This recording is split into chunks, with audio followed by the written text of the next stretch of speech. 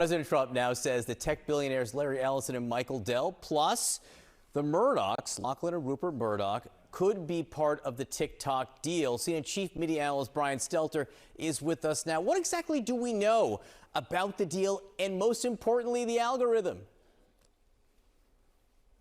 Let's start at the most important detail of all. All of this requires the approval of the Chinese government, and it is not at all clear that that approval is actually about to happen. Although the Chinese president did make some positive signals about this last week after his call with President Trump, it is quite clear that China views the TikTok situation in the U.S. as a very valuable point of leverage. So we can come back to that in a moment. But what we do know over the weekend is that President Trump talked about some of the expected investors in this American consortium. This consortium would control the U.S. operations of TikTok, including that all-powerful algorithm, which would apparently be retrained using servers belonging to Oracle. That's the company that is controlled by Larry Ellison, the billionaire tech mogul who is a friend of President Trump's. Notably, Trump said over the weekend in an interview on Fox News that Fox's owners may also be involved in the consortium. This was a new bit of news that Trump seemed to enjoy revealing on Fox's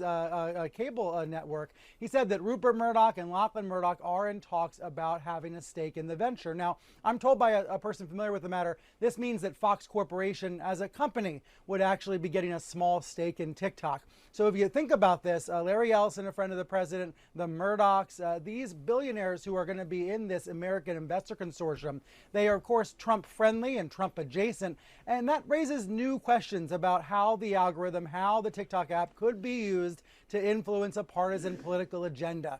If there were lots of concerns 30 years ago about media moguls owning conservative cable channels like Fox News, well, the new era, the new digital age question is about who owns the algorithms. Witness Elon Musk hanging out with Trump last night in Arizona. So this detail about the Murdochs is interesting.